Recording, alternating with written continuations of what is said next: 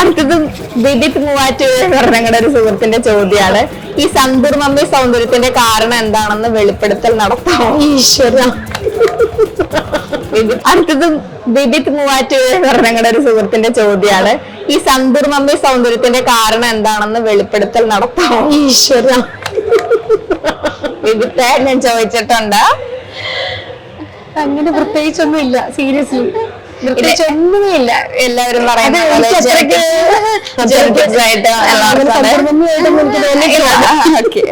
സന്തർമ്മ എന്ന് പറയാൻ പ്രായമായിട്ടില്ല. ഞാൻ അങ്ങനെ പറഞ്ഞല്ല, ചോദിച്ചപ്പോ അങ്ങനെ ചോദിച്ചതേ ഉള്ളു.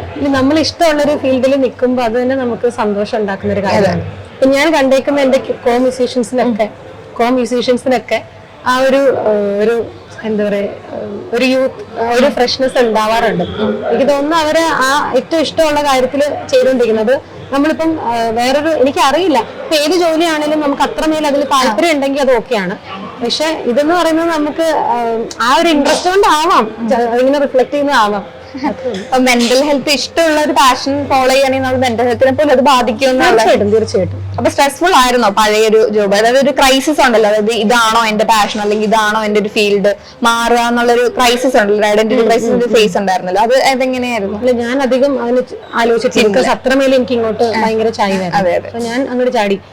ഞാൻ ഓർത്ത് തോന്നുന്നു 2 വർഷം ട്രൈ ചെയ്തിട്ടുള്ള ഒരു രക്ഷയില്ലാന്നുണ്ടെങ്കിൽ നമുക്കൊരു ജോബ് കയ്യിലുണ്ടല്ലോ, നോക്കാം. ഞാൻ ഡിഗ്രി പഠിച്ചത് മ്യൂസിക് അല്ല, സിവിൽ എഞ്ചിനീയറിംഗ് ആണ്. സോ അതുണ്ടല്ലോ എന്നുള്ളൊരു ധൈര്യം ഉണ്ടായിരുന്നു. ഒരു പോയിന്റിൽ പിന്നെ അത് ഞാൻ മനസ്സിൽ നിന്ന് വിട്ടു. എന്തായാലും ഇത് തന്നെ ട്രൈ ചെയ്യാം എന്ന് വിചാരിച്ചു. എപ്പോഴെങ്കിലും പഴയ ഫീൽഡിനെ പറ്റിയൊക്കെ ആലോചിക്കാറുണ്ട്. പഴയ ഫ്രണ്ട്സ് ഒക്കെ ഉണ്ടല്ലോ, പക്ഷെ അതിനെക്കുറിച്ച് സീരിയസ് ആയിട്ടൊന്നും ചിന്തിക്കാറില്ല. ഇപ്പൊ ഒരു സെലിബ്രിറ്റി സ്റ്റാറ്റസിലോട്ടാണല്ലോ വന്നോണ്ടിരിക്കുന്നത്. തീർച്ചയായിട്ടും എത്ര അല്ല എന്ന് പറഞ്ഞാലും അതുണ്ട്. അപ്പൊ അതിനെ എങ്ങനെയാ കാണുന്നത്? ഇത്രയും കാലം കുറെ കാലം നമ്മളൊരു ഞങ്ങളെ പോലെയൊക്കെ സാധാരണക്കാരായി നടന്നു വരുന്ന സെലിബ്രിറ്റി സ്റ്റാറ്റസിലോട്ട് വരുമ്പോ എങ്ങനെയാണ് ആ ഒരു എന്തെങ്കിലും ചേഞ്ച് ആവുന്നത്? അങ്ങനെ വലിയ ചേഞ്ച് ഒന്നും എനിക്ക് തോന്നിയിട്ടില്ല. നമ്മള് വർക്കിന്റെ കാര്യങ്ങൾ ചെല്ലുമ്പോൾ ആ രീതിയിൽ ട്രീറ്റ് ചെയ്യുന്നു, നമ്മുടെ ഫാമിലി ആൻഡ് ബാക്കി കാര്യങ്ങളിൽ ആ രീതിയിൽ ട്രീറ്റ് ചെയ്യുന്നു. അപ്പം ഇപ്പൊ പ്രത്യേകിച്ച് എന്താ, ഞാൻ ചെയ്തുകൊണ്ടിരിക്കുന്ന എന്റെ വർക്കാണ്, അതിന്റെ പാർട്ടായിട്ട് എന്താ ഒരു നമ്മള് കുറച്ചുകൂടെ വിസിബിൾ ആവുന്നു എന്നുള്ളതല്ലാണ്ട് അങ്ങനെ പെട്ടെന്ന് ഭയങ്കര ഒരു അറ്റൻഷൻ വരുന്നുണ്ടല്ലോ അല്ലേ? അപ്പൊ എടുത്തിട്ടില്ല. സന്തോഷം. എല്ലാവരും അങ്ങനെ വോയിസ് ഇഷ്ടപ്പെടുന്നു, അംഗീകരിക്കുന്നു എന്നൊക്കെ പറയുമ്പോൾ ഒത്തിരി സന്തോഷം. ആളുകൾ പെട്ടെന്ന് ഐഡന്റിഫൈ ഒക്കെ ചെയ്യുന്നുണ്ട്. പുറത്തൊക്കെ പോകുമ്പോ പെട്ടെന്ന് ആൾക്കാരൊക്കെ ഇടയ്ക്ക് ഇങ്ങനെ വന്ന് അപ്പൊ എന്താ തോന്നാ, ഒരു ശല്യം എന്നാണോ തോന്നാ? അല്ല, അത് ഒത്തിരി അധികം ഒന്നും ഇല്ല കേട്ടോ. ലൈക്ക് അത്ര ഞാൻ വിസിബിൾ ആണ് അല്ലെങ്കിൽ അത്ര അധികം ആൾക്കാർ അറിയുന്നു ഞാൻ പറയത്തില്ല. എന്നാലും അത് കാണുമ്പോൾ ഇവരിലേക്കൊക്കെ എത്തുന്നുണ്ടല്ലോ, നമുക്കറിയില്ലല്ലോ എത്ര ആൾക്കാരിലേക്ക് എത്തിയെന്ന് അവർ പറഞ്ഞ് അവരുടെ ഒരു ഫീഡ്ബാക്ക് കേൾക്കുമ്പോഴാണ് നമുക്ക് അറിയാൻ പറ്റുന്നത് എന്തോരം നമുക്ക് റീച്ച് വരുന്നു, ആൾക്കാർ ഇഷ്ടപ്പെടുന്നു എന്നുള്ളത്. തീർച്ചയായിട്ടും ഒരു ആർട്ടിസ്റ്റ് എന്നുള്ള നിലയ്ക്ക് ഒത്തിരി സന്തോഷമുള്ള കാര്യമാണ്. ഈ പ്രോസസ് ഇങ്ങനെ വളരെ ഗ്രാജുവൽ, എന്നെ സംബന്ധിച്ചിടത്തോളം ഒത്തിരി സ്ട്രഗിൾ വന്നിട്ടുണ്ട്. എനിക്കൊരു 8 years ആയി ഞാനിപ്പം മ്യൂസിക് തന്നെ നോക്കി തുടങ്ങിയിട്ട്.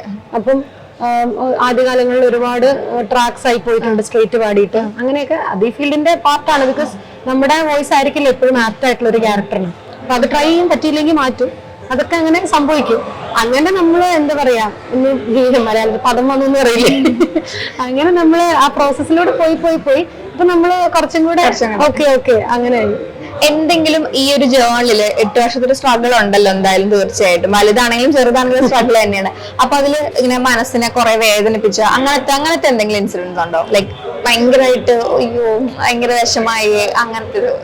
പെട്ടെന്നൊന്നും അങ്ങനെ ഭയങ്കരമായിട്ട് ഞാൻ ഒത്തിരി മനസ്സിലോട്ട് എടുക്കാറില്ല. ആദ്യ കാലഘട്ടത്തില് എന്താ പറയാ, നമ്മൾ ആദ്യമായിട്ടൊക്കെ പാടുന്ന മൂവില് സോങ് എന്നൊക്കെ പറഞ്ഞ് നമുക്ക് ഭയങ്കര ഫേവറേറ്റ് ആയിരിക്കും. അതെ. അങ്ങനെ 1-2 ഓപ്പർച്യൂണിറ്റീസ് വന്നിട്ട് അത് ശരിയായില്ല, ലൈക്ക് അത് സ്ട്രെയിറ്റ് ആയില്ല. ആ സമയത്തൊക്കെ നല്ല വിഷമം തോന്നിയിട്ടുണ്ട്. പക്ഷെ പിന്നീട് ഓക്കെ ആയി. ബിക്കോസ് നമ്മൾ ആ ഒരു അണ്ടർസ്റ്റാൻഡിങ് വന്നു എന്തുകൊണ്ടാണ് ഇത് സംഭവിക്കുന്നത്. പ്ലേബാക്ക് സിംഗിങ് എന്ന് പറഞ്ഞാൽ ഇങ്ങനെയാണ്. ബിക്കോസ് ഒരു ക്യാരക്ടറിന് ആപ്റ്റ് ആയിട്ടുള്ള വോയിസ് ആയിരിക്കണം, അത് എല്ലാവരും കൂടെ ഡിസൈഡ് ചെയ്യുന്നതാണ്. അതിന് അവർക്ക് കോംപ്രമൈസ് ചെയ്യാൻ പറ്റില്ലല്ലോ. സോ പിന്നെ എനിക്ക് മനസ്സിലാക്കുന്ന ഒരു കാര്യം എന്ന് പറഞ്ഞാൽ ഒരു ടൈം ഉണ്ട്, നമ്മൾ എഫേർട്സ് ഇട്ടുകൊണ്ടിരിക്കുക. ആ ഒരു പോയിന്റിൽ എത്തുമ്പോൾ നമ്മളും അതിലേക്ക് എത്തും. സോ അതുകൊണ്ട് അങ്ങനെ വലിയ ബുദ്ധിമുട്ടുകൾ അങ്ങനെ തോന്നിയിട്ടില്ല, മനസ്സിൽ അങ്ങനെ പ്രശ്നങ്ങളൊന്നും തോന്നിയിട്ടില്ല. പിന്നെ ഞാൻ ഈസി ആയിട്ട് എടുക്കാറുണ്ട്, ഒന്നും അങ്ങനെ തലയിലെടുത്ത് വെക്കാറില്ല. അല്ലെങ്കിൽ നമുക്കത് നമ്മളെ തന്നെ അത് ബാധിക്കും വല്ലാണ്ട്. ഈ KGF എന്ന് പറയുമ്പോ ആ സിനിമയുടെ പ്രൊമോഷന്റെ ഒക്കെ ഭാഗമായിട്ട് അവരൊക്കെ കാണാനൊക്കെ പറ്റിയായിരുന്നോ? ലൈക്ക് അവരുമായിട്ട് ഇന്ററാക്ട് ചെയ്യാനൊക്കെ ഒരു ഞാൻ രവി ബസ്രൂർ സാറിനെയാണ് കണ്ടിട്ടുള്ളൂ നേരിട്ട്. പക്ഷെ അനിൽ സാറ് ഞാൻ പാടിയ സമയത്ത് ഉണ്ടായില്ല. ബാക്കി പലരും കണ്ടിരുന്നു. അപ്പം പക്ഷെ എനിക്ക് കാണാൻ പറ്റിയില്ല. രവി സാറുമായിട്ടുള്ള ഇന്ററാക്ഷൻ വളരെ ഹമ്പിൾ ആയിട്ടുള്ള ഒരാളാണ് അദ്ദേഹം. കാലിൽ തൊടാൻ പോയപ്പോ അതിന് പോലും സമ്മതിച്ചില്ല. ഞാൻ അത്ര വലിയ ആളല്ലെന്ന് പറഞ്ഞ് മാറിക്കളഞ്ഞു. അങ്ങനെ ഒരു മനുഷ്യനാണ്. ആൻഡ് ഒത്തിരി ജെന്യൂൻ ആയിട്ടുള്ള ഒരാളാണ്, വളരെ സപ്പോർട്ടീവ് ആണ്. സോ ഒരു ബ്രാൻഡഡ് സിംഗറിനെ കൊണ്ടൊക്കെ പാടിക്കാമായിരുന്ന പാട്ട് നമുക്കൊരു ന്യൂ കമ്മറിനെ കൊണ്ട് പാടിച്ചു. അത് നല്ല രീതിയിൽ ഇറങ്ങി, ഒത്തിരി സപ്പോർട്ടീവായിട്ട് അതിന് കാര്യങ്ങൾ ചെയ്തു. സോ ഈ KGF സിനിമ തിയേറ്ററിൽ പോയി കാണുക എന്ന് പറയുമ്പോൾ, അല്ലെങ്കിൽ ആ സൗണ്ട് നമ്മുടെ ഒരു പോഷൻ വരിക എന്നൊക്കെ പറയുന്നത് ഭയങ്കര ഒരു പ്രൗഡായിട്ടുള്ളത്, അതേപോലെ തന്നെ ഭയങ്കര ഗൂസ്ബംസ് ഒക്കെ ഉണ്ടാക്കുന്ന ഒരു മൂവ്മെന്റ് ആയിരിക്കും.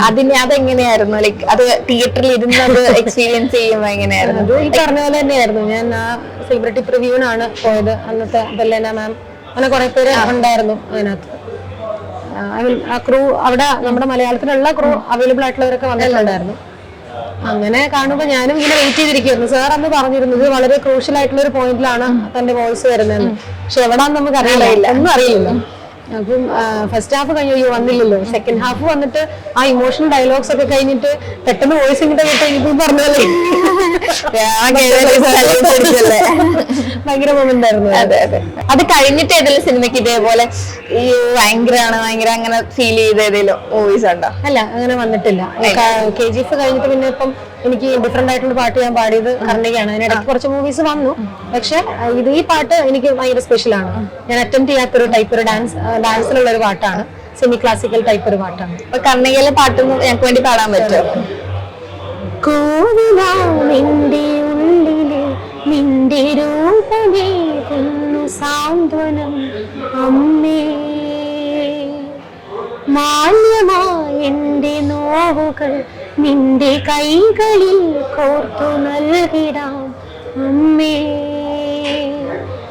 നാലമ്പലത്തിൽ മൺചിരാതെ ദീപാർച്ചനയ്ക്കായി തിരുതെളിക്കാൻ അടിയെന്നൊരിടമേകി നീയും ആനന്ദവരദായിനി.